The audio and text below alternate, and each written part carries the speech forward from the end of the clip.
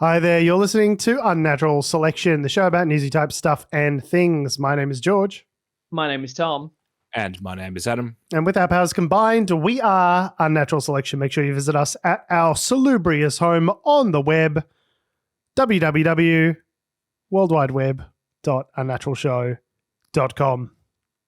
That might just be the smoothest start I think we've had, in the sense of, like, you just said, all right, we're ready to go. All right, let's do it. And then you said rolling in 3, 2, 1, and here we are without we're not recording. Oh, no. Oh, no. Without screaming at Twitch that nothing happened. Like, you know, your sessions are not concurrent. Too many concurrent sessions. Or concurrent enough, or however they decided to phrase that. Fantastic. We got it. We did it. 600 and something episodes. And I think we can actually start the show. And so now that we've started the show, what do we talk about? Well, I mean, yeah, we don't have like a thing to riff on. Like, we normally riff on how bad the start's going, but this is going great. Oh, I know it's going great. Oh, yeah, there's another Israeli war on. That's fun. Yeah, good. That is far be it from Adam Christopher Doreen to not just bring absolute joy and levity in the opening moments of a show. Just the guy knows how to make an entrance. Really bring the mood down. Yeah. No, we're meant to be a news. We are a newsy type things podcast. We're meant to be. It's in our charter. It's in our constitution. Yeah. Which we have read. Sometimes comedy. And yeah, I mean, the Israeli situation is not really comedy. Why are you bringing us back there? Why are you doing? Just move on. Get away from it. Why'd you do this to us? I want to just ignore it and then be like, "Oh, the US is the most important thing in the world." Like, no, that's happening. It's pretty serious. Yeah, it's bad. Like, you know, the I think the cliff notes is that you know, the thing that, you know, Israel have sort of been champing at the bit for. Like, all right, like let's go to war, and then an attack happened that was enough of an excuse for them to go, yep, all right, here we go, and shit is hitting the fan. Yeah. It's pretty terrifying. Like, there was a music festival, and like Hamas gunmen were like rolling up in technicals and like shooting people. Like, it's pretty terrifying stuff. So we'll see what the conservative Israeli government's response will be to that. It has been leveling buildings in the Gaza Strip. Adam, that's how they've been responding. They've been telling the Palestinians to get out now, and then they have leveled the place. Hard to do when there's a blockade. Yeah, to which everyone, a lot of the opinions I've seen on Twitter have been, oh, the Palestinians have to get out, do they? Bitch, where? Where do you want them to go? Like, you are pushing their home towards the sea. Like, where are they going to go? Yeah. So, yeah. Yeah, no, not good. Not good. So that's happening. Really, not good. You're saying it's not good. Not good. Oh, well, I wasn't Not sure good. where we as a podcast were sort of where we landed on that. So thanks. Official stance. Yeah. Official Unnatural Selection podcast stance. Yes. Not good. Okay, cool. Not good. It's one level below very not good, which is it's a technical term. I think personally better than our Prime Minister's response, which was, hey, we love Israel, go Israel. Like, was just the public statement sort of that was put out. And I was a bit like, I know this is a really complicated situation, but maybe you shouldn't just be going, we support that side. Yeah, well, you saw a similar... Definitively, it's like, oh boy. A similar statement come out from the Biden administration just saying that Israel's got the right to defend itself, basically. It was just like, it's kind of... It's a pretty complicated situation there. I don't know if the Palestinians must have no right to defend themselves then. Yes, that's what we should take away from that. No, absolutely none at all. It's I used to date a Jewish girl, and there's nothing that really just like fires up a conversation with your girlfriend's parents more than Palestine. who's a Jewish girl whose parents are from Israel, to talk about the Israel-Palestine conflict. But I know enough to say that I know not enough about it to speak intelligently about it. Only that there's just really problematic, terrible things happening on both sides, and you just hope that a bunch of innocent people don't get killed in the midst of it. But it's already happening. So yeah, the good thing about Israel being getting billions of dollars military aid from the United States is if there is a war, it will be over pretty quickly because the Israelis, if there's one thing they know how to do, it's blow a bunch of stuff up. So it's again the official podcast stance is bad. Now we didn't put this in the rundown, so I feel a little bit ambushed here. I guess it literally happened like last night. Yeah, it's pretty fresh. Just acknowledge it. Now this is a news comedy podcast, as you can tell from the last 5 minutes of dour coverage of a potential war in Israel and Palestine. So, where should we start today, gentlemen? Are we maybe start with The Voice? That's the big upcoming story for next week. Yeah. So yeah. Well, we're 1 week away from actual referendum day, where the actual going in to vote. Like, obviously, I think something like 10% of the Australian voting population, I think, is already voted, like in early voting sort of stuff. I think is a stat that I saw the other day, so that might have even increased since I read that. But yeah, actual referendum day on the Aboriginal and Torres Strait Islander voice to Parliament happens next Saturday. So I guess by our next show, we'll know whether or not we're going to have a voice or not in Parliament. And I mean, Torres Strait Islanders. Whilst I do think that we should have an Aboriginal and Torres Strait Islander voice to Parliament, it kind of seems like a no-brainer that if Woodside and British Petroleum and whichever other, large fossil fuel emitting company has their representatives to Parliament that get to go in there and write laws and tell them what to vote on, maybe we should have just any kind of representation from the Aboriginal community on laws that affect them. It just seems like common sense to me, but I don't know. I haven't watched any 5-hour conspiracy theory videos on YouTube about it, so maybe I'm not as informed as... George, we watched one the other day. What are you talking? No, that was about. Well, that was a different conspiracy. Don't get me started on that. I spent a full hour watching that guy. What's that? No, should we platform him? What was his name? No, maybe don't. No. So, anyway, I watched a full hour of this guy talking, and then just spent the better part of that. I actually had 2 screens open. I didn't tell you guys this.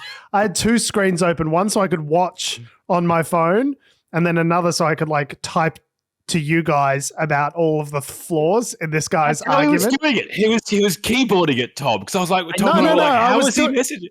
No, so I was watching him on my iPad, or was it the other way around? No, but I wasn't using a I was just using my thumbs. I type real fast with my thumbs. But I was watching it as I was typing to you guys, dismantling all this guy's ludicrous arguments. Yeah, it was crazy. I was in bed. And you're like, I just got to wind down. I'm going to go to sleep. And my phone was pinging and pinging with paragraphs after paragraphs. I should be the one saying sorry. Being like, and you see this guy, he totally missed in the 1980s, this happened. And I was like, holy shit, man. So we probably should give us some context here. So basically what happened, and this is probably the thing that we'll talk about is... while you'd think it would be a positive thing with The Voice coming up, there is a lot of negativity out there and a lot of misinformation. Now, there is certain members of my family who have been sort of looking through the various videos on Facebook, and I think the algorithms it's doing its thing and it's giving you like this, so you must like this, and you like this, and you follow this group, so this video is what's in this group. So on and so forth. Anyway, so one of my relatives posted a video to me and said, "What do you think about this?" And it wasn't about The Voice. It was just an older video from the 90s of a gentleman talking about a bunch of stuff, delivering a lecture on the New World Order and the globalist conspiracy nonsense. Yeah, I mean, the whole concept was, is there the whole point of that video was, is there a New World Order? And it was talking about how the UN was basically is the UN, the Soviets through the UN are trying to control. Yeah, basically suggesting that any kind of multilateral organizations, all of this sort of stuff is basically like a Soviet plot to make the world Soviet. And it's like, and we can see how that turned out. Obviously, having just emerged from the Gulag myself, I can say, look, obviously it worked out pretty good for the Soviets.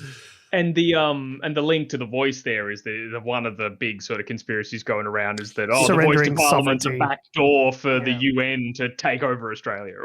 And actually it's the antecedent of a lot of conspiracy theory nonsense that we you see its roots. That is the root that conspiracy about the globalists and the New World Order and all this sort of stuff is the root of things that we see in our modern politics in the form of Brexit, in the form of, the controversy around the voice referendum, in terms of, the sort of polarization. And it's interesting to look at it as a historical document because it really sort of shows the germination of a lot of these ideas. And it shows us that, these conspiracy theories that we talk about, we speak about our current age as though, that conspiracy theories are unique to our age, or they're really not. This is a thing that has been recurrent. It's been a recurrent strain throughout our history. It's just that in the age of social media, it's so much easier to amplify it than it has been ever before. So it's interesting to see. It's like this, it literally is your granddaddy's conspiracy theory. You know what I mean? Like, yeah, the guy who was speaking in that video is probably dead now. He'd have to be about 90 at least. Well, praise be. Yeah. And the reason why this is relevant is, as Tom said, there is a lot of news this week where Albo was getting asked, is the voice to Parliament a UN takeover of our sovereignty? And this is where a lot of this conspiracy theories really start to. Can you imagine if he said yes? Less. Like, how are they? Like, if we entertained for a second, the unemployment rate is 3.9%.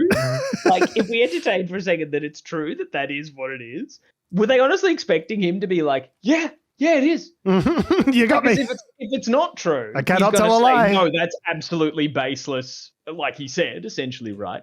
But also, if it was true and it was a secret UN takeover, he'd also say it's not true. Like, you can't dig yourself out of that hole, really, when someone asks you the conspiracy theory. But, like, that's the whole thing with circuitous logic, is that every, people denying the existence of the conspiracy is further existence of the conspiracy, right? Like, that's literally specious reasoning. Like, you can't get out of it. There are videos available and easy saying, this is not a conspiracy, and then they've edited it to being this is a conspiracy. There's a clock behind him that that just keeps flicking back and forth as they edit it. It really is so. I can't imagine the level of composure it must take as the Prime Minister of Australia, Anthony Albanese, to get a question like that and not go, "Oh, fuck off! Fuck off!" Yeah. It's a new world conspiracy. Yeah. So basically, it's sort of amplified. It's been there, as George, it's been there since the 1980s, this concept. But Nicola Charles, who used to be an Australian, is an Australian television star, used to be on TV on Neighbours during the 90s. She, funnily enough, when the anti-vax thing was happening, she was posting about that. And she earlier this year or this month, I think it was, she got online and made a video about how the voice was a UN conspiracy. Now that video has been shared I think it's where are we? Shared on Facebook more than 25,000 times and has accrued more than 500,000 views since it was published in August. Bro, as someone who huge works hard, as someone who works hard every week, it's like make content, we read articles, and we put stuff in the show, in our shared thing, and we make notes and jokes back and forth during the week, and we're plan a show to talk about every week, and we put it out there, and it's just fucking crickets, man. But someone does a brain fart talking about the New World Order, and everyone's just like, oh, mate, I got to share this with my friends. Everyone has to know the good word. That's infuriating. That is honestly just very extremely annoying. So let's talk about sort of quickly how this sort of all links together. So the main thread behind all this, and this is why it was the same sort of stuff with the anti-vax. It's the same root cause for with all the anti-vax. Yeah, it's the same brainworms. Is that it's all about a lack of sovereignty, right? Somehow the voice is going to take your sovereignty away from you. How are these people? The vaccines are going to take your sovereignty away from you, and the voice is now just the new version of that. If you look at, and I've had a look at some of these Facebook pages. 2 months, 3 years ago, they were fringe political parties or fringe political groups talking about random shit. The pandemic happens, and then all of a sudden they've blown up. Okay, and then they're talking about how Dan Andrews is going to steal your children and God knows what else. Chairman Dan, ha ha ha. And then the next, and now, where does all that noise that go? Where does the go? attention go? Yeah, it's gone into the voice. It's funny. I don't know if I mentioned it on the show, but there was a woman running for local council in my old district, and when I lived down Bayside. Did I tell you guys about this on the show or not? I don't remember if on the show. But okay, anyways, I'll quickly just retell the story. If I have told it, I apologize. But essentially, this woman was running as, like, you don't have political parties listed when you're running for, like, local council elections, but based on the sort of things that are in their bio, you can sort of see how they're positioning themselves as, like, oh, I'm the Labor candidate, right? Or I'm the Progressive candidate. I'm a member of the Greens. I'm what you would think of as the Greens based on the kind of things that I'm mentioning, I'm what you would think of as a Liberal based on, the description. And this woman, I don't want to name her because I don't want to give her any more publicity than she already has. Not that you'll get it from this show, but so she might win in a landslide. She was running as, like, basically a center right conservative. Like, she's an accountant. Like, it's all about fiscal prudence and, like, just like center right conservative, classic, liberal type candidate. Just like purse strings. Dan Andrews is no good. We got to get out. And look after the community ourselves and be more financially prudent and stuff. All that sort of stuff, right? Cut to a couple weeks ago, I stumble across this woman's Instagram. It got recommended to me by the Ozpoll Instagram algorithm. And I was like, oh, I know this woman. I've seen her. She ran at our local council. You look back, she started an Instagram and it was like very normie kind of like center-right stuff at first. And then as time progressed, it got more like anti-Dan Andrews. And then it was more like trolling Dan Andrews, like actually saying like some pretty vile, nasty things about him. And now it's just about kind of like trolling the progressives. And now it's gotten all about voice and anti-vax. And it's so interesting to see the progression of someone who was like, I guess she lost in a landslide in that local council election. And it's interesting to see how she's sort of taken that piece of information and gone, oh, I can't win with this like center right message. But if I go like crazy fucking far right wing, I'll start to get some traction. And like, sure enough, she has thousands of followers on Instagram now. I wonder with things like that, is it like that they, well, it's kind of with anything, with any public personality, is it that they genuinely believe that stuff, or is it that they just go, well, if I keep saying more of this, it's going to give me more traction, and then eventually you start to believe your own bullshit? I think, yes. That line must just start blurring at some point, right? Yeah. You've said it enough that it is just what you think. Yeah. It started... No. I think it starts as like, oh, I got some likes for that. I got a little dopamine hit. I triggered some community, or I got everyone a little bit excited, and like, I got a really good response, so I'm going to do more of that. And like, I think initially maybe you don't believe it, but then you do kind of will yourself into believing it. Like, you are what you pretend to be. And if you kind of like, it's stuff that we've talked about with people sort of self-radicalizing based on the YouTube algorithm and all that sort of stuff. I see a very similar kind of dynamic. And there was all this anti-Dan Andrews sentiment and like sovereign citizen and freedom and, you don't tread on me. I'm not going to wear a mask. And then like all of that's gone away. There's no mask mandates. There's no lockdowns. There's no any of that. Dan Andrews himself is now gone. So what do you do with all that animus? What do you do with all that hate? It's like, well, it's got to be channeled somewhere. Yeah, pick it up somewhere else. It doesn't just go away. So now, like, I look at this woman's Instagram, and the post from the other day was like, it's just like, just sort of raging against liberals. It's not even like political in its content. Like, it's not to do with policy, I guess is what I'm trying to say. It's just like animus. The whole page is based on, making the lefties cry. And so there was a post which is just like words on the screen, and it says, "I'd rather be a conservative nut job than a lefty with no nuts and no job," laughing face. and then everyone's like, ha ha ha, and then she's tagged like the referendum and voice and, like 1,000 different hashtags and, tagging Advance Australia and all. It's gag that they've got there isn't even related to any of those like political hashtags that they've got there even. Like that's, fuck, it's lazy. It's so corrosive. Lazy, like lib baiting. It's so corrosive to the discourse as well, because it's like, you're just basically making it okay to shit on other political perspectives. Like you're not even offering another vision of what the landscape could be, or like an opinion or there's no critique. It's just like, fuck the libs, am I right? Yeah, fuck the lefties. And then everyone's like, yeah, fuck them. It's like they're turning politics into a monster truck rally rather than like there's no discuss. Like the discourse isn't the policy. The discussion isn't even part of it anymore. It's not about that. It's about animus towards the out group. Well, yeah, and it's just like I can't remember if I talked about this on the show either. That should basically be our tagline, I reckon.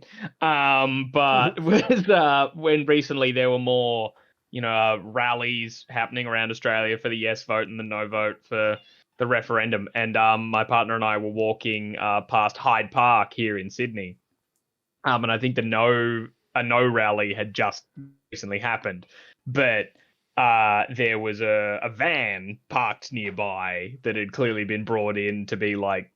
Is he a van? Well, no, it was like a big white van, and written all over it. It was like people had just written all over it in Sharpies.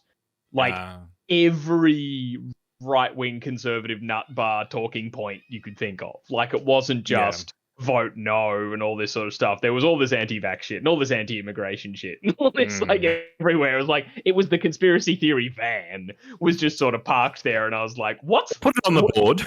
Yeah, it's like, fucking pick a topic. And then a lot of the photos I saw from the rally that was in Sydney as well, similar kind of thing, right? Like, yes, there were vote no signs, but then there were some people with like end vaccine mandates.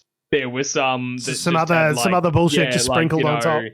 Fuck off, we're full kind of signs. Some guy was wearing a t-shirt that was just like about hanging, like lynching journalists.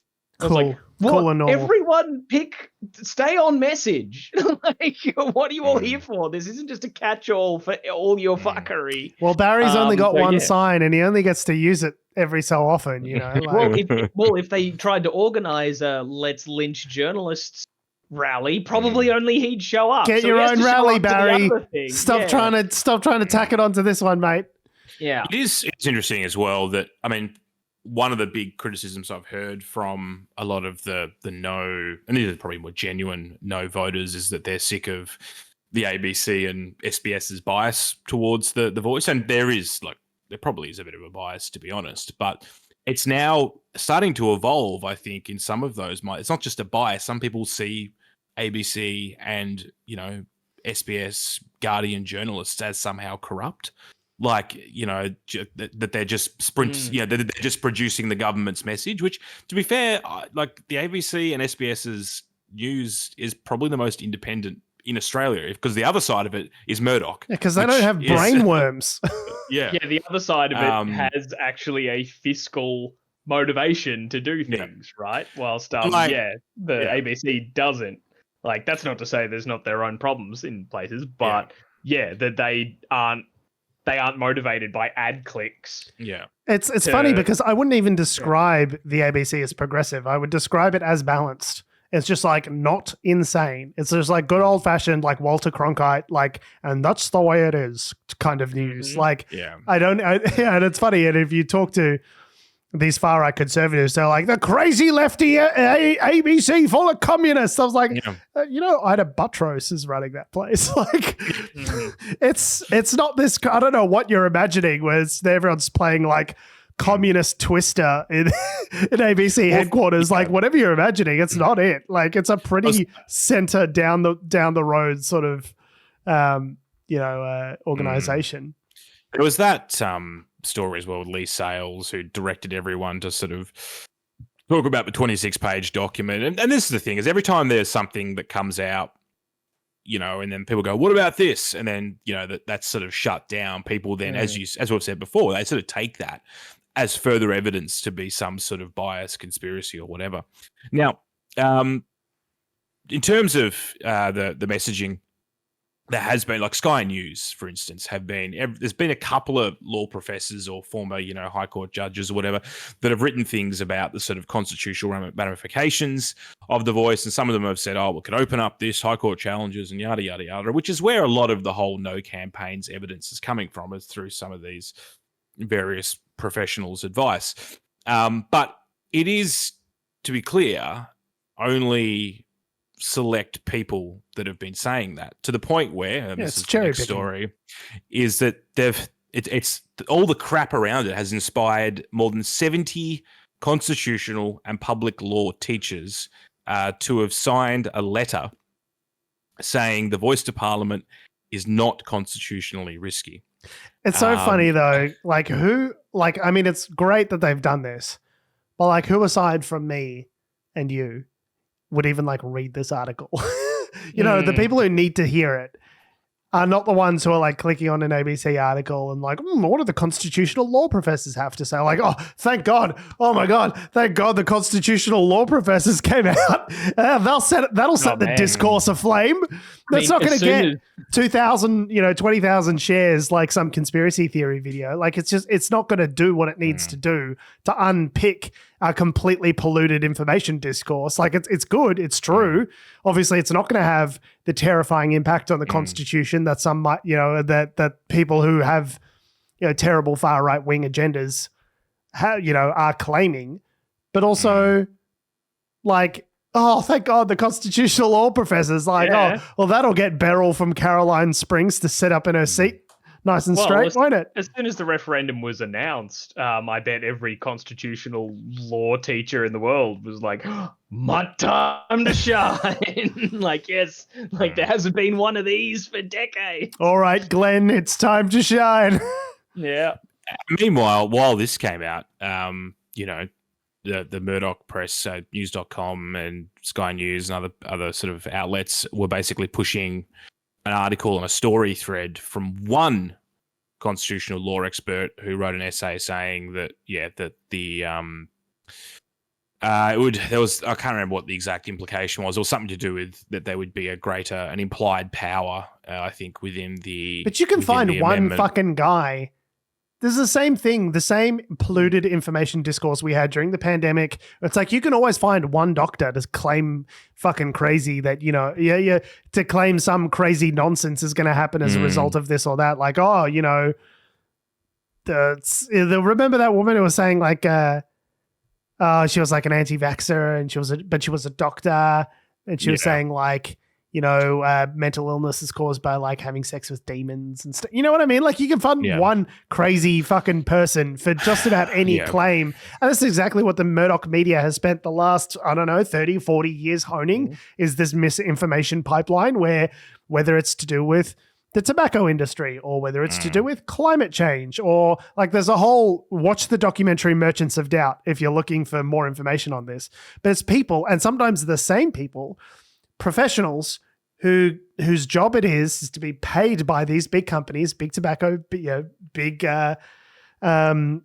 petroleum, to sit in front of Congress and say, well, the data's not all quite in yet, just casting aspersions, just muddying the waters a little bit. We don't know. We need to do more research. Let's just kick the can. We don't know. The data's not all in. And then that delays progress by decades before the public apparatus has a chance to sort of figure it out and catch back up. So the Murdoch media has been instrumental in amplifying those voices for the last 30, 40 years. They're really good at it. They're very practiced. So why did we think that when it comes to the voice referendum that they'd just be like, oh no, fair play. Rupert Murdoch's with you, buddy. Let's empower some Indigenous people. That's what we're all about it. Murdoch Media Headquarters. We love empowering minorities. See, I was thinking before, maybe the whole solution to this, if the referendum doesn't succeed next weekend, if we don't get the majority yes vote, is to cut Queensland off and let it float into the sea where it belongs. No. Well, George, isn't Victoria the Nazi capital of Australia? So it's not all Queensland's fault. True. Yeah, she's not right. I mean, there we go. Only in the Grampians, I guess. Yeah. but no, as we say, like, people say, like, who else has a voice to Parliament? Like, fucking all the fossil fuel companies and, big business and all that sort of stuff. Like, all these lobbying groups, they've all got voices to Parliament. So maybe the group of, 24 Indigenous people should just get an ABN as a big oil company. And then they can just talk to Parliament. Yeah, do like Jared Kushner did. Get a couple of billion from the Saudis. Yeah. All right. Start your own company. Just call yourself. A couple billion. You know how cheap it is to set up an ABN? Just say, like. Just go to the website. You get the ABN, you call yourself Big Oil, and then be like, we're Big Oil. And that'll get their attention. As such, we're entitled to your time and influence. So sit down, government. If you watch the documentary Big Deal, you'll see how surprisingly affordable it is to get the attention, the time and attention of government ministers. Yep. It is a not large amounts that we're talking about here in terms of political donations. Pay for play, right? With surprisingly affordable. Like a individual citizen who is appropriately motivated with a bit of money could wield the same amount of influence as Woodside, as BP. But in case anyone doesn't know what we're talking, so the voice referendum is on the 14th. It's going to be a yes/no question. And I just like to clarify what the question is, because a lot of people just talking shit about shit they don't know about, shit that they didn't spend 5 minutes Googling. So the question is, a proposed law to alter the Constitution to recognise the First Peoples of Australia by establishing an Aboriginal and Torres Strait Islander voice. Do you approve this proposed alteration? And it's just a yes or no question. That's it. That's it. All it is an advisory body that's going to make representations to Parliament about issues that affect Aboriginal and Torres Strait Islander people. And then the government can do what they normally do and smile and nod and go, yes, we've listened, we've learned, and we've acted. And then they can do whatever the fuck it is that they want to do after that point anyway. Yeah. They don't have any powers. They're not going to take a shit on the Constitution, which you've never read. The idea, the way it's been so breathlessly amped up by the far right-wing media ecosystem, it's just galling because it's such a modest. Yeah, all it enshrines is its existence, not its power, its makeup, its level of influence, all that sort of stuff. That can change over time, but it still needs to be legislated. The government needs to then, once they get the yes vote, need to actually turn around and negotiate and put together what the voice looks like and how it functions and how many people there are. And yes, they've got a proposed model, but for all the politicians that are in bad faith getting up and saying, where's the detail? Where's the detail? It's you're a lawmaker. You write the damn detail. You are the one writing the detail, and you must understand how this works. Either you are deliberately leading people in bad faith by saying, where's the detail?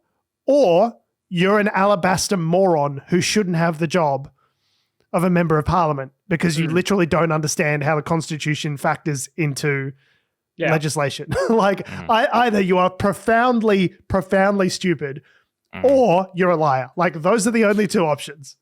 The best thing, I've said this before on the show, the best thing you can do is go to voice.gov.au. It's also got the constitutional change in there, and as well as some notes from the committee or the inquiry that was held and the government's response to that inquiry as well is also on that website.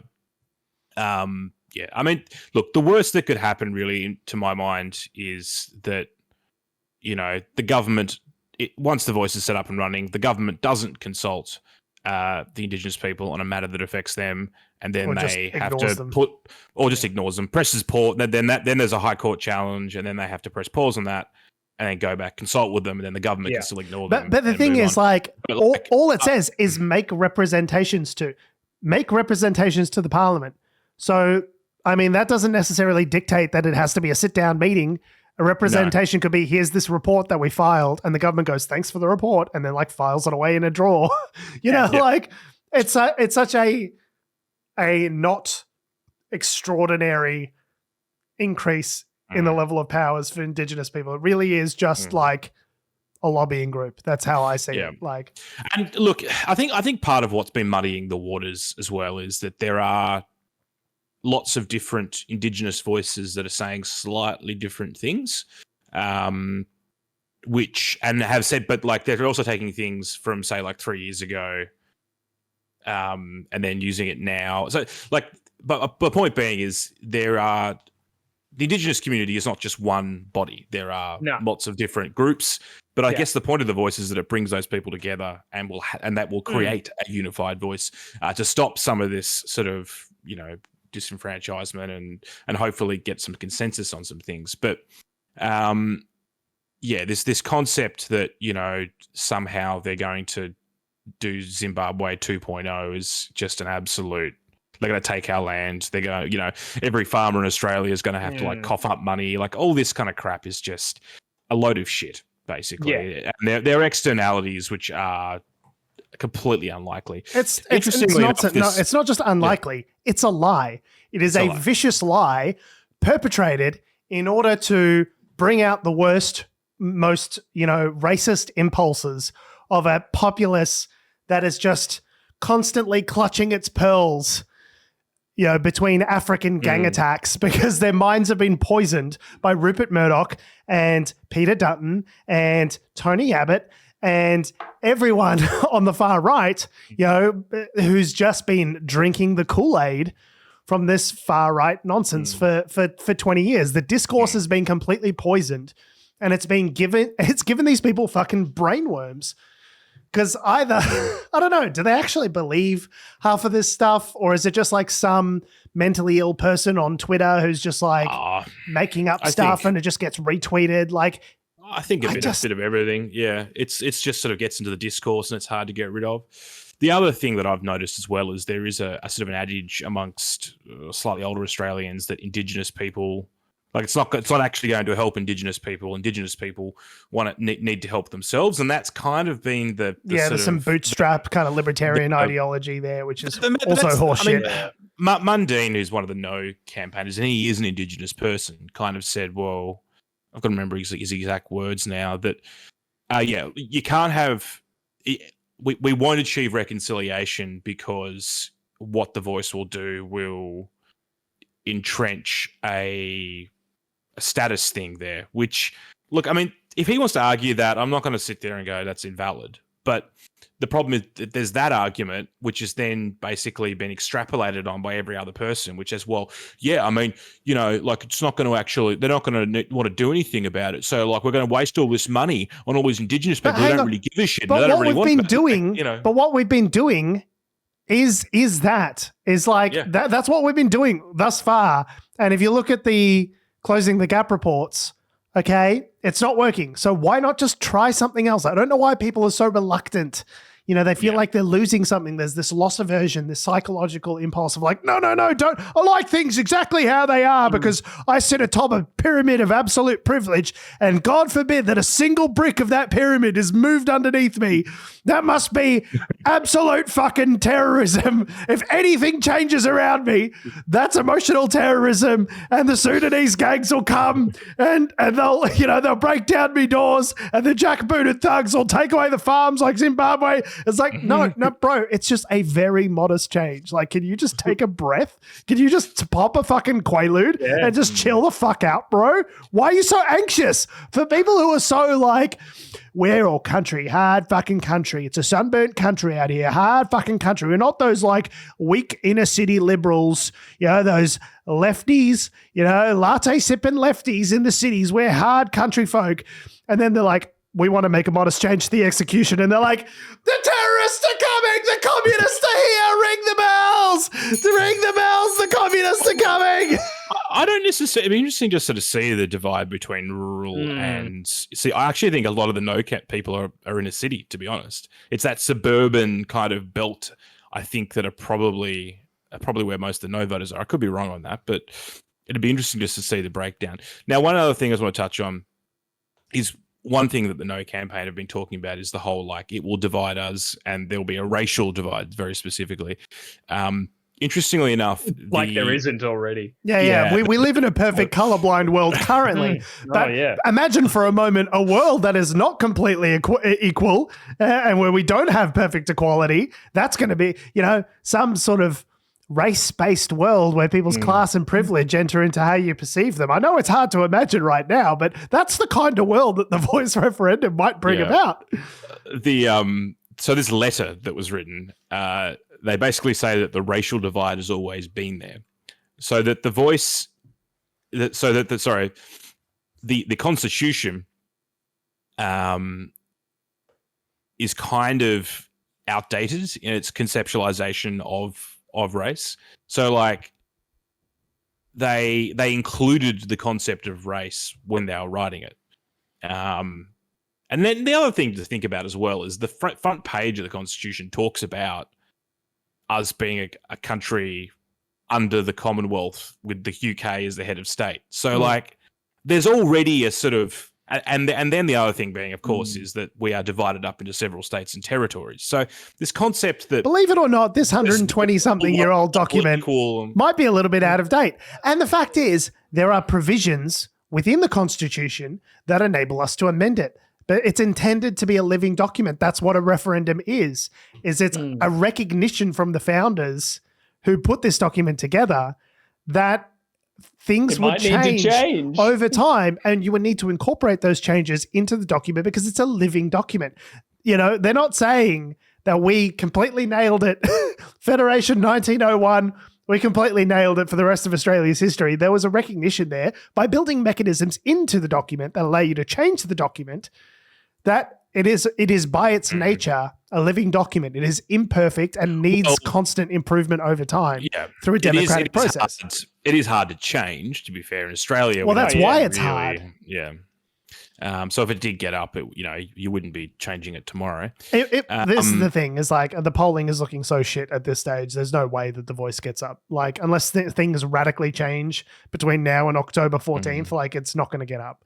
I feel like it will be closer than what the polls are saying potentially, because I think at one point a person pointed this out was that the people that are answering these polls are generally people sitting at home or are the ones that answer the unknown phone number and go, I'll tell you my opinion, which is a certain sort of wow. Can you imagine like answering an unknown private number on your phone and then them being like, what are your political beliefs? Like, well, let me tell you, Sonny Jim. Not recording this, are you? There's also an argument that I've heard, which is like why Lebanese Australians don't get their own line in the Constitution. Italian Australians don't get their own line in the Constitution. Why should Aboriginals? Why should Indigenous Australians get their own line in the Constitution? It's like, well, because the government makes... We didn't invade them. We didn't invade Italy yet. Watch out, you bloody... Watch out, you greasy eye ties. We're coming for you next. I can watch it. Watch it, mate. I can say that. I'm Italian. But we don't make laws for Italians and Greeks.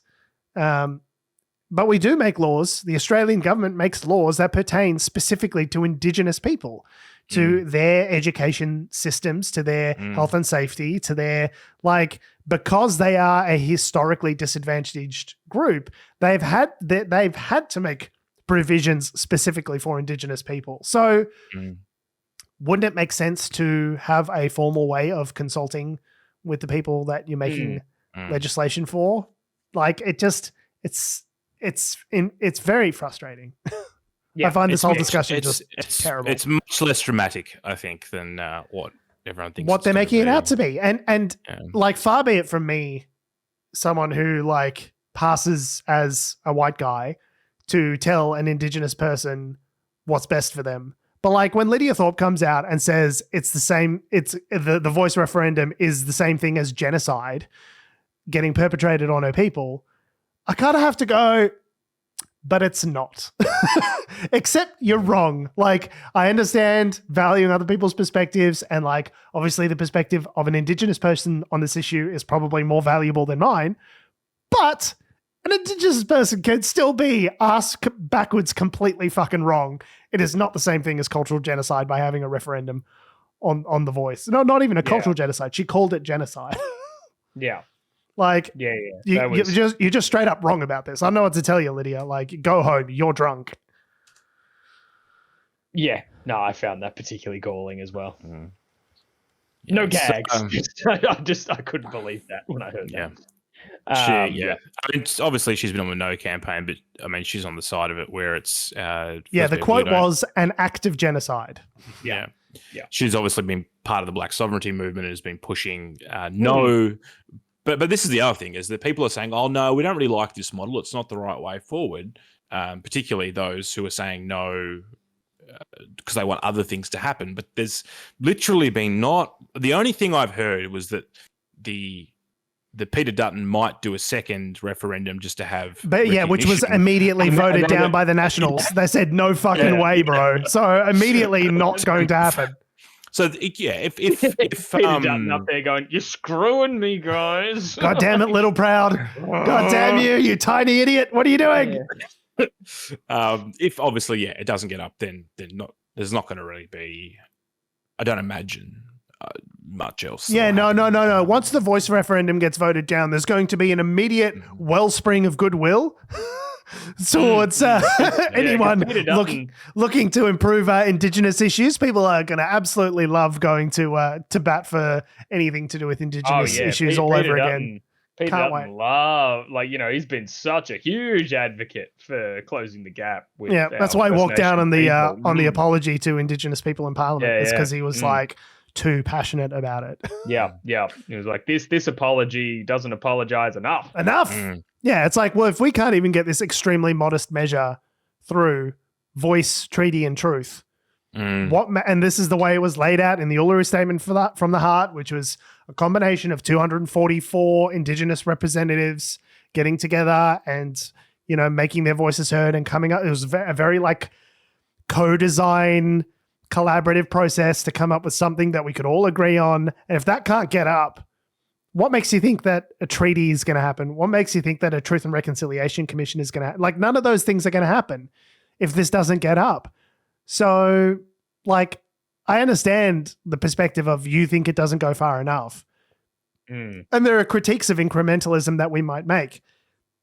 But the way you fight that is by getting the incremental change through and then pushing. This is what we did with Labor, right? We got Labor into power and we're pushing them to be more progressive on certain issues like climate, because they are going to be much easier to push to the left than the Liberal Party, who are all the way over here on the right. Incrementalism sucks.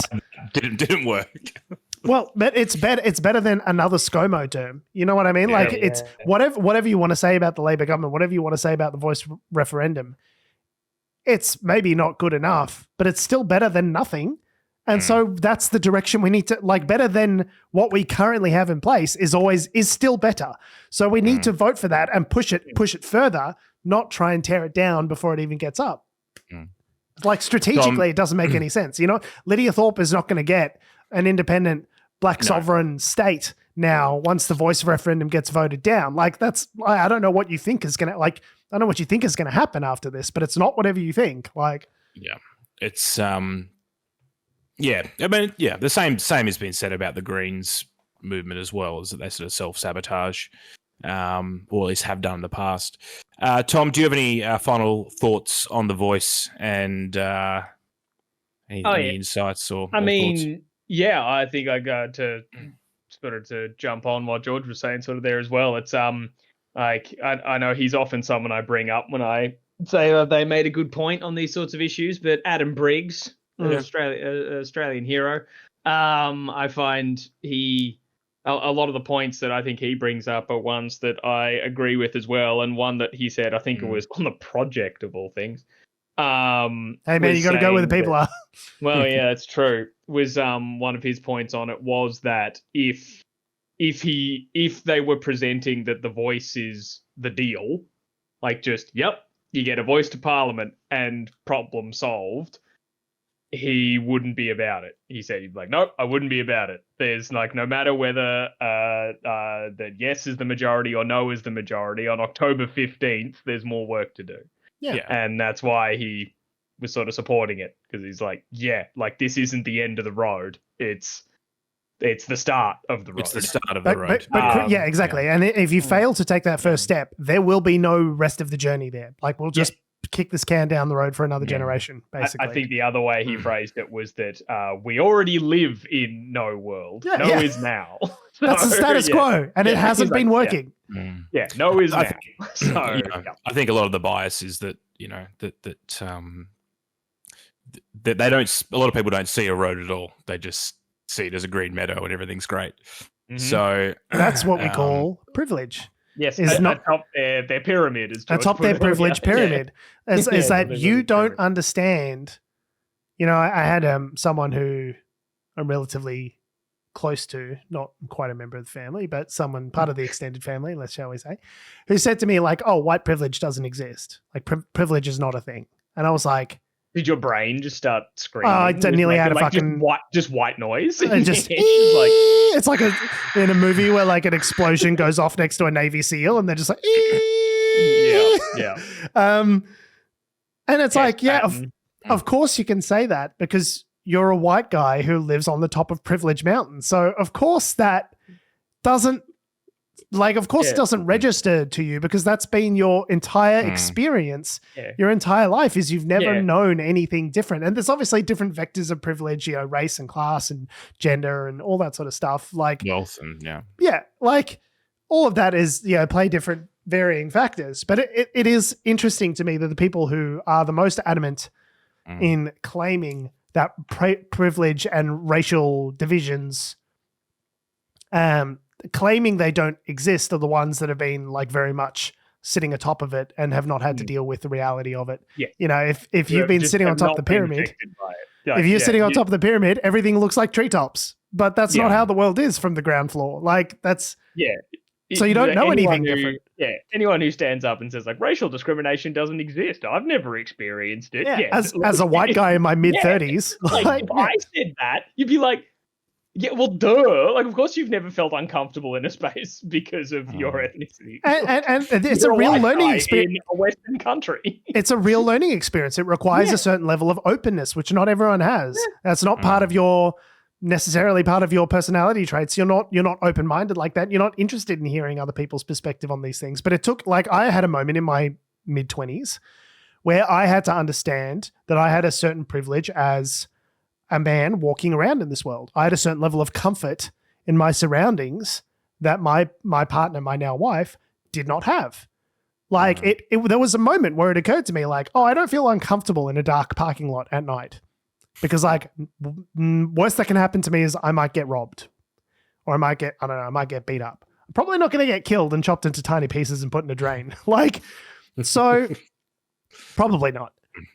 So, you know, it takes a certain openness, a certain recognition to want to hear these things in the first place. And I think what this referendum has showed is that the Australian populace is just not there. They're not interested in hearing about race and working through the issues of colonialism and racism and class and gender. Like there is no appetite for a national discussion working through these issues and actually like having a proper Truth and Reconciliation Commission where we come to grips with the intergenerational trauma that's happened as a result of all of this. Like there is no appetite for that. We are not the country we're not there yet. It's interesting that I've you know, speaking about privilege and stuff, that a lot of the stuff that what are you going to tell me about privilege, Adam? The Murdoch media have been you know, pulling out different Indigenous members of the community that have come from fairly disadvantaged backgrounds, but they've worked their way up there. They're studying law. They've studied law. They're now working in this, and a lot of their opinions have been sort of, well, I don't need the voice. The voice isn't going to do anything because you know, like you've got to want to drag yourself out of this situation. It's you can't have it gifted to you or something. It's kind of the vague sort of notion. A lot of these things are. The voice of Parliament existing will be automatically handing out bachelor's degrees to just every person in the street. Yeah, like a t-shirt cannon, just fund. Yeah. You get a master's. You get a master's. Fucking hell. But yeah, it's sort of misunderstood. I think it's the way they frame it potentially on some of these news, right-wing news channels is disingenuous. Then we do probably need to move on. We've got a couple other stories. And speaking of privilege, we did speak the other day about the story of Pezzullo and Scott Briggs. Pezzullo was the former, still I think actually is having some time away, but I believe he's still the secretary for the Home Affairs Department. I believe it's Michael Pezzullo is the guy's first name. I've made that up. Mike Pezzullo. Anyway, so Scott Briggs, there was, for reference, if you listened to the show a couple of weeks ago, there were a bunch of text messages or WhatsApp messages that came out where basically Pezzullo was texting Scott Briggs, basically saying, it'd be great if, when you guys go back in and pick a new PM, that you could have someone from the right wing, and could you please do this? And I don't like these people, and laughing back and forth. And this is when before Scott Morrison took over as Prime Minister. It'd be sure nice if Peter Dutton was my boss still. Just saying. Yeah. And I think Labor are now working through that because Pezzullo was still the Secretary of the Home Affairs Department. Anyway. So Mike Pezzullo was asked to step down from his position by Claire O'Neill. Does he step down? Does he step down permanently? Or is it like a temporary sort of thing? I'm not sure. I think I understand he's gone. He's gone. Okay, well, there you go. We may have talked about that actually the other week.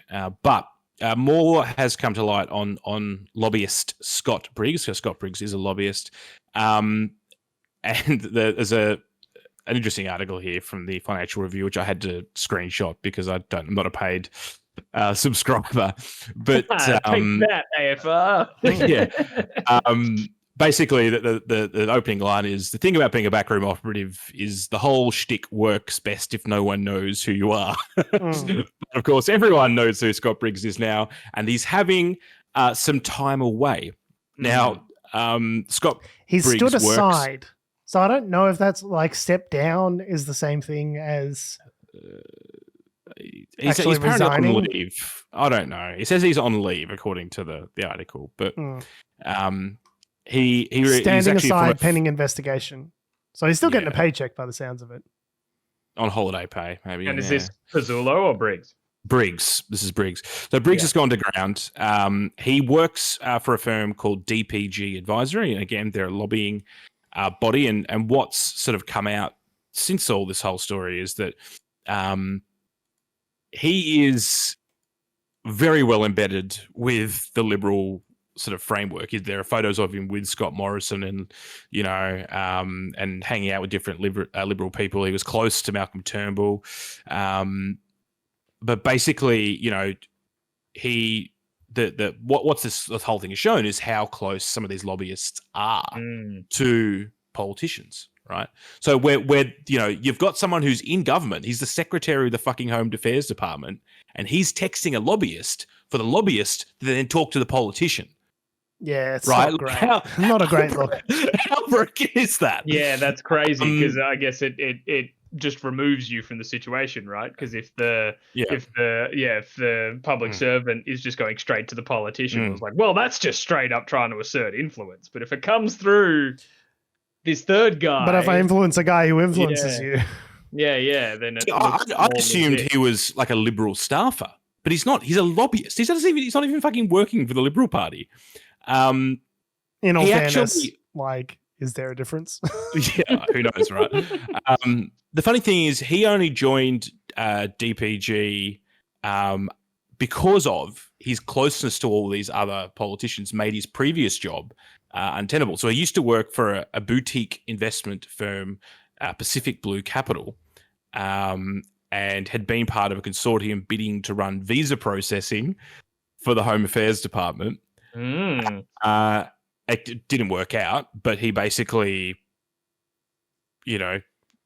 then has now gone into lobbying. So I guess the point being is that it sort of raises the lid on sort of how sort of, some of this stuff works. And also, like, it's kind of like, I guess, what does he do now? Because, like, everyone knows who he is. Like, does he just join the Liberal Party as a staffer now? Like, I don't know. Anyway. Don't worry, there'll be a place for him somewhere. I mean, those contacts don't go away just because you've been outed.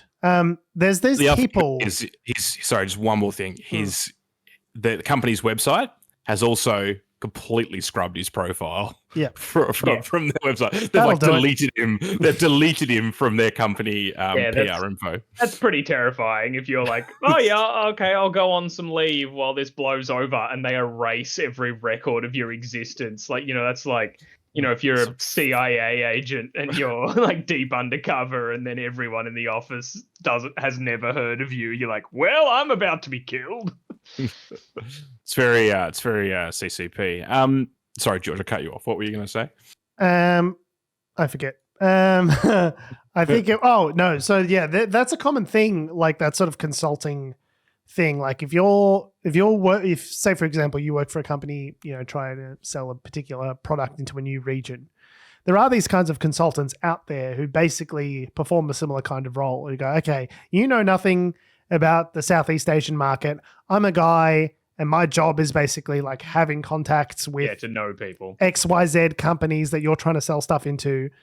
You pay me and I'll introduce you. Like that kind of murky consulting, introductory sales kind of like environment exists. That is a real thing, but it's concerning when it happens in the political, to the political class, or it's like basically my job is to like know people in Canberra professionally and hook you up, like to get you to pay for access. It's like, it's one thing when it's to do with like software, and it's like you're trying to sell software to XYZ company, and I know a bunch of guys at XYZ company and I'll introduce you. It's like, okay, well, nothing bad happens there. But when it's like government and it's like, I want you to not do that legislation that you are doing because that's bad for me. Like that's when it starts to become very problematic. Corruption, shall we say? Well, it's corruption adjacent, certainly. Yeah. It's perpendicular to corruption. Yeah, they're going the same way, maybe not necessarily on the same road, but yeah, it's bad. Again, the official Unnatural Selection podcast stance on that: it's bad. It's bad. Speaking of bad, Kevin McCarthy got fired, and we said it would happen, and it did happen. Well, I'm not saying that we're. Is it bad that he got fired? I'm in two minds about it. Yeah, I was going to say. Speaking of bad, they fired Kevin McCarthy. Do we care? Well, he is a bad guy. So essentially, the Republicans' far right wing said, "Hey, we don't like that you put together this continuing resolution to keep open the government last week. So Kevin McCarthy, you're next, mate." And I love that. Teamed up with the Democrats to vote Kevin McCarthy out of his speakership. So first time in American history where that's ever happened. They were able to. That's crazy. Dethrone him. It's crazy. Them just being like, oh, what'd you do? You kept the government open for a couple more Scaramucci's? You son of a bitch. Fuck off. Like, you're next, mate. Oh my God. Like, it wasn't like he signed something into law that is got to have ramifications for the rest of time. It's like, no, you kept the lights on for another month. Yeah, but scary. they were not happy with him doing a deal with the Democrats earlier in the year on the debt ceiling, and just haven't been happy with Kevin McCarthy and his reluctance to throw a hand grenade into the world economy. So they've decided to oust him. And it's interesting. I saw a lot of breathless reporting about Democrats being like, didn't Democrats have a responsibility to like help Kevin McCarthy out? I'm like, no. Kevin McCarthy's been a total dick to Democrats, like announcing an impeachment inquiry against Joe Biden like last week. All these sorts of things where it's like Kevin McCarthy has done them absolutely dirty during his entire speakership, which has only been about 8 months. And then they've gone, why weren't the adults in the room, i.e. the Democrats, able to clean themselves up, clean up the mess that the Republicans made? It's like, because it's not their job. They're the ones, the Republicans are the ones in power. It's your job. If you've got a rule that says one member can put together a motion to vacate the speakership, and then Matt Gaetz chooses to use it, like, that is entirely a Republican problem. It's not up to the Democrats to make you guys not look like the bumbling fuck-ups that you are. Like, it is interesting that, as to get, obviously, for those people who don't know, Kevin McCarthy took like 15 votes or something to get into the speakership in the first place. And as a result of that, he had to make all these deals with different Republicans. And then it's the thing. One of the things he had to give up was this one vote threshold to do a motion to vacate. And then Matt Gaetz didn't vote for him anyway. That's the thing. He still didn't give him what he wanted. Like, Kevin McCarthy is such a hapless cuck. He's bending over backwards to give them everything that they want. And he still doesn't get the votes. And they had to do it 15 times to put him through. Like, just such an absolute clown car of fuckheads, these Republicans, honestly. The other interesting thing is that Matt Gaetz obviously is like a massive, like he literally said on the steps of Congress, he's like, yeah, I did it for like President Trump, basically. Like, I hope President Trump's watching. You love me, Daddy. You love me, Daddy. I love you so much. I did it for you, Daddy. Because Trump had been saying a bunch of stuff in the background about the whole thing. But yeah, I mean, obviously the ramifications of this are that, the US government needs to find a new speaker and have it all sorted out in the next little while until the power goes off for the basically nothing can happen in the House. Is now in doubt, and now all the other Russia's sitting there looking at it going, oh, this is what we told you was going to happen. Like, there's a whole bunch of snowballing down the line that sort of comes from this. I'm just personally happy that Matt Gaetz decided to fuck someone age appropriate for a change.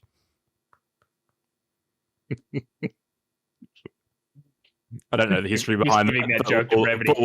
Yeah. There's some historical investigation going into Matt Gaetz about whether or not he trafficked a minor across state lines for sex. Let's just put it this way. Matt Gaetz... This is the summary, Adam. That's all you need to know. Just a big fan of schoolgirls. Just a really big... He's very enthusiastic about his fandom for underage girls. It's funny. I watch a bunch of videos, conservative videos. And now you are fully informed to vote for the voice to Parliament. Yeah.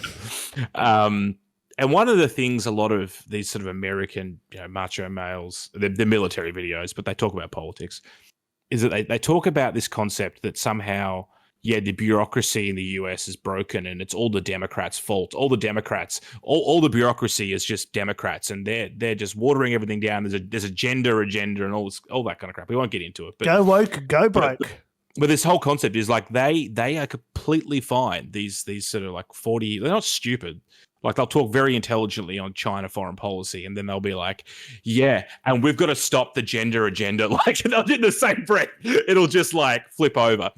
But one of the things they're saying, of course, is that they want the Republicans to say no to everything because they believe that cutting off the money to the Democrat agenda will get the US back on the right course. There was a Republican senator who's part of this Freedom Caucus that was profiled on The Daily, the podcast The Daily from the New York Times, sounding like a totally normal person, being like, no, we just got a debt problem. We got to get spending under control. Like, we can't be spending this much money. I was like, when you frame it this way, he sounds like not a terrorist. Yeah. But if you step back and take it, like, assess what his actions are achieving by blocking, increasing the debt ceiling and shutting down the government, it's like, those are actions of someone who is wanting to do damage to the American economy, but he doesn't sound like a crazy person. Like, but if we left it up to the Republicans to run the government, which they're doing because they're in charge of the House, what we get is a government that doesn't function. Yeah, it's interesting. I don't know. They haven't picked a new speaker yet, have they? So they got an interim speaker for a while, and basically they're just willing to see who the Freedom Caucus doesn't hate enough to be able to get a new one elected. So basically the business of the House is on pause during this crucial 45-day continuing resolution to fix keeping the government open. And they're going to be spending the majority of that figuring out, where their asshole is with two hands and a flashlight. I like that expression. Our last article... That'd be kind of difficult if you didn't know where it was. Don't worry, Matt Gaetz will tell you. Yeah, your own asshole with two hands and a flashlight if you had no concept of where an asshole is. If you're an underage girl, Matt Gaetz will help you find it. Don't worry. Jesus Christ. So Tom, tell us... That made me feel ill, George. Wow, yeah. That was... Thanks Google, a lot to make me squeamish. That was... If you Google Matt Gaetz allegations, you'll feel even worse. Oh, yes. 100%. Tell us about big oil and Fortnite, Tom.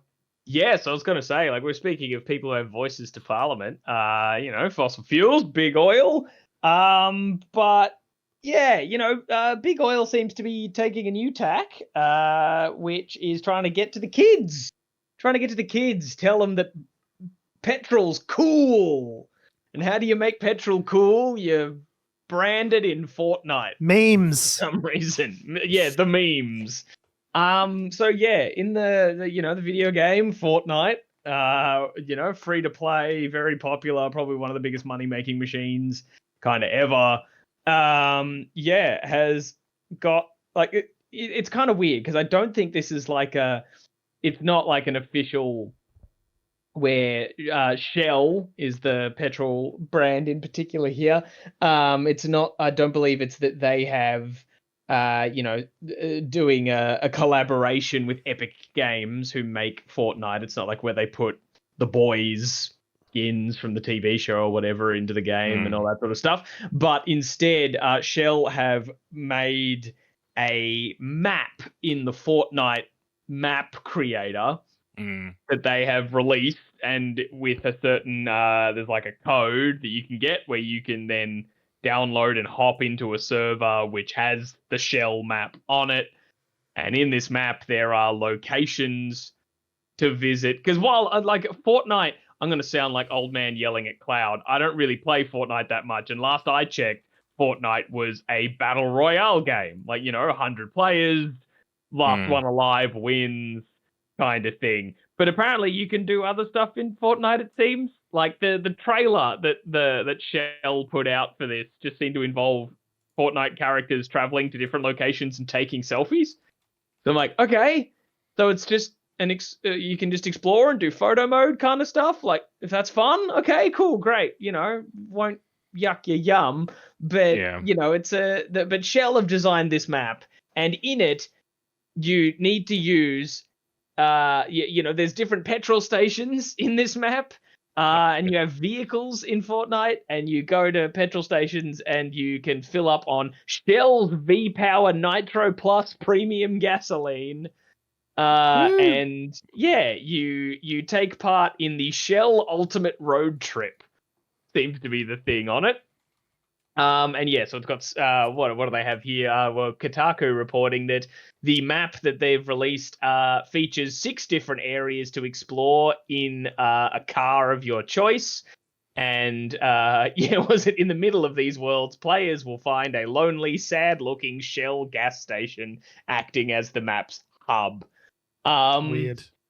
Yeah, I thought when you said locations, we were going to go to the Gulf of Mexico and go to an oil spill location or something like that. Like we go to the Keystone Pipeline 2016 oil spill in South Dakota, and that would be a location. And there's room for that. I remember it was a big deal when the first season of Fortnite ended with like a black hole or something swallowing the whole game world, and then a new game world replaced it. So that was like Fortnite 2.0 or whatever. So I don't know, maybe there'll be like a countdown in the Shell world for when like the fucking an oil rig explodes or something like that.